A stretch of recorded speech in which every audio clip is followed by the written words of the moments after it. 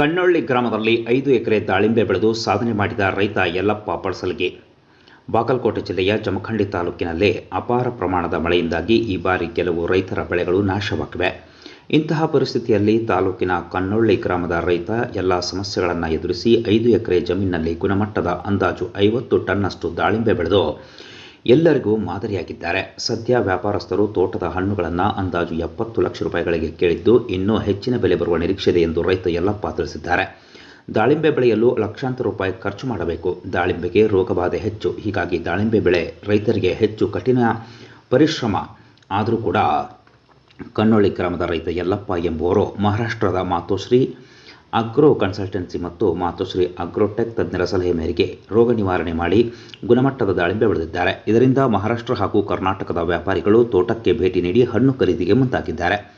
Matoshri agro consultancy ಮತ್ತು Matoshri agrotech Mahesh Raju ತಾಡ್ ಅವರ ಮಾರ್ಗದರ್ಶನದಲ್ಲಿ ಗುಣಮಟ್ಟದ ದಾಳಿಂಬೆ ಬೆಳೆಯಲು ಸಾಧ್ಯವಾಗಿದೆ.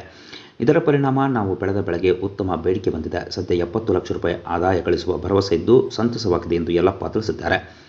ಇನ್ನು ಈ ಸಂದರ್ಭದಲ್ಲಿ ಮಾತೋಶ್ರೀ ಅಗ್ರೋ ಕನ್ಸಲ್ಟೆನ್ಸಿ ಮತ್ತು ಮಾತೋಶ್ರೀ ಅಗ್ರೋಟೆಕ್ ಮಾಲೀಕ ಮಹೇಶ್ ರಾಜು ತಾಡ್, ಮಹಾರಾಷ್ಟ್ರದ ಮಾಜಾ ಚಾನಲ್ ಸಂಪಾದಕ ಅವಿನಾಶ್ ಸುರ್ವಿ, ರಾಜಾರಾಮ್ ತಾಡ್, ಪವನ್ ಗಾಯಕ್ವಾಡ್, ಅಶ್ವಿನಿ ಸುತಾರ್ ಸೇರಿದಂತೆ ಅನೇಕರು ಉಪಸ್ಥಿತರಿದ್ದರು.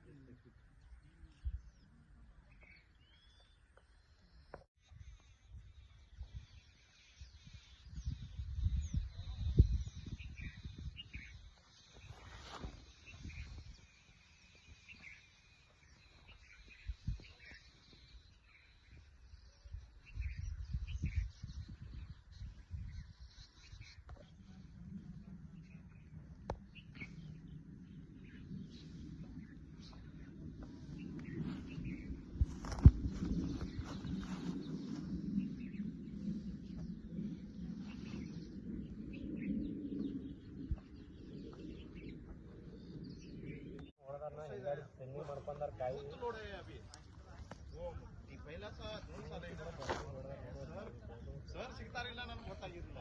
ಸಿಕ್ಕಿದ್ರೆ ಅಕಸ್ಮಾತ್ ಏಟಿ ಕೈ ಹಿಡಿದ್ಬಿಡ್ತೀನಿ. ಅದು ಏನಾಗ್ಬಿಟ್ಟು ನಮ್ದು